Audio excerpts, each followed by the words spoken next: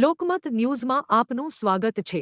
વડોદરાના ઐતિહાસિક વારસાની ઓળખ ગણાતા માંડવી ગેટના જર્જરિત પિલરોના રિસ્ટોરેશનને હવે ગતિ મળશે। આ મુદ્દે શહેરના નાગરિકો અને ધાર્મિક આગેવાનો દ્વારા લાંબા સમયથી રજૂઆતો કરવામાં આવી રહી હતી। મ્યુનિસિપલ કમિશનર અરુણ મહેશ બાબુએ જાતે સ્થળની મુલાકાત લઈને હાલની પરિસ્થિતિનું નિરીક્ષણ કર્યું અને અધિકારીઓને જરૂરી સૂચનાઓ આપી। વિઠ્ઠલ મંદિરના મહારાજ હરિઓમ વ્યાસે રિસ્ટોરેશનની માંગ સાથે પગરખાં પહેરવાની પ્રતિજ્ઞા લીધી હતી, જેને આજે 306 દિવસ પૂર્ણ થયા છે। તેમની આ પ્રતિબદ્ધતા શહેરમાં ચર્ચાનો વિષય બની હતી। વડોદરા મહાનગરપાલિકાએ પોતાના બજેટમાં જરૂરી જોગવાઈ કરી છે। સ્થાયી સમિતિમાં ટેન્ડર મંજૂર થયા બાદ પ્રથમ તબક્કામાં 3 પિલરોનું રિસ્ટોરેશન હાથ ધરાશે અને ત્યારબાદ માતાજીની પ્રતિમાના પિલરની કામગીરી શરૂ થશે। શહેરના ઐતિહાસિક વારસાના સંરક્ષણ અને સંવર્ધન માટે તંત્ર વહેલી તકે કામ પૂર્ણ કરવાની તૈયારીમાં છે।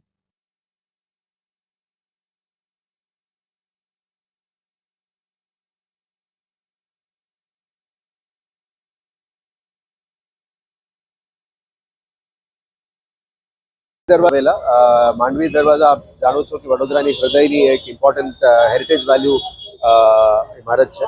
આનું લોકોની આસ્થા પણ જોડેલા છે, વડોદરાવાસીનું પ્રેમ પણ આના સાથે જોડેલા છે। એટલે લગભગ સૌથી પહેલા અમારી વિઝિટ પછી જે ટેમ્પરરી રેસ્ટોરેશનની હોલ્ડિંગ કરવાની હતી, આના ઉપર કામગીરી કરવામાં આવી છે। હવે ઘણા દિવસો પછી ટેન્ડરિંગ કરીને સ્ટેન્ડિંગ કમિટીમાં પાસ થયા પછી આનું જે લોંગ ટર્મ રેસ્ટોરેશનની કામગીરી અત્યારે શરૂ કરવામાં આવી છે। આજે અમે અને ટીમ વડોદરાના પદાધિકારીઓની તરફથી સ્ટેન્ડિંગ કમિટી ચેરમેન અમે ટીમ કામ વિઝિટ કરવા માટે આવેલા। આશા રાખીએ કે આવનારા દિવસોમાં જે 9 પિલર્સમાં 4 પિલરનું કામ પ્રમાણિકમાં કરીશું અને છેલ્લે જે મંદિરવાળો પિલર છે એના પણ કામગીરી કરવાના રહેશે। એટલે આ રોડ એન્ડ ઇન્ફ્રાસ્ટ્રક્ચર બધું ચેક કરીશું, સેમ્પલ લઈશું, સોઇલ સેમ્પલ લઈને કામગીરી કરીશું। આશા રાખીએ આવનારા દિવસોમાં જે રેસ્ટોરેશનની કામગીરી છે સફળતાપૂર્વક આપણા માટે થઈ જાય।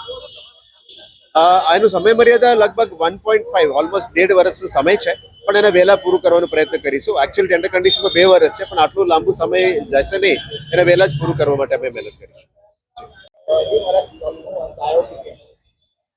તપનો આજે 306 દિવસ પૂરા થયા છે। જે રીતે સંકલ્પ કર્યો છે કે વડોદરાના ઐતિહાસિક વારસાનું યોગ્ય રિસ્ટોરેશન થાય, જાળવણી થાય, મેન્ટેનન્સ થાય અને જર્જરિત માંડવી પિલ્લરનું કામ શરૂ થાય, જેના માટે મેં તપ શરૂ કર્યું છે।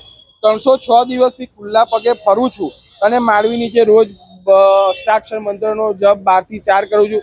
એનો હેતુ જે છે કે વડોદરાના હેરિટેજને ન્યાય મળે।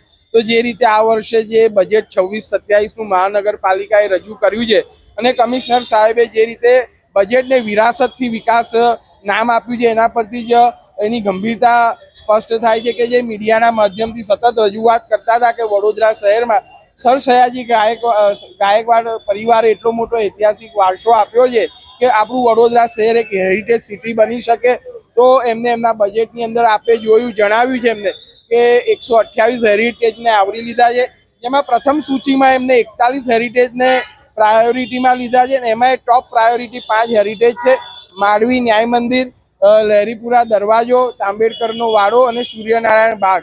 તો હાલમાં જોવા જઈએ તો હાલમાં માંડવીની કામગીરી શરૂ થઈ છે, જ્યાં સવાની એસોસિએટ દ્વારા 2 દિવસથી જે સપોર્ટ આપીને કામ શરૂ કરવાનું છે એ શરૂ કર્યું છે। પણ જે રીતે મેં તપ કરવાનું નક્કી કર્યું કે જ્યાં સુધી યોગ્ય કામગીરી નહીં શરૂ થાય ત્યાં સુધી મારું તપ ચાલુ રહેશે। તો હજી કામગીરી શરૂ થઈ નથી।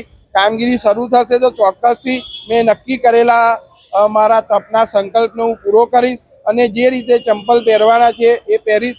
સાથે સાથે મેં આજે કમિશનર સાહેબને રજૂઆત કરી છે કે જે રીતે રવિવારે શિવજી કી સવારીમાં આપણા દેશના ગૃહમંત્રી આવી રહ્યા છે, તો ગૃહમંત્રીના હાથે અહીં મુલાકાત થાય ને પૂજા થાય ને કાર્ય શરૂ થાય કે જેથી વડોદરાના હેરિટેજને વેગ મળે।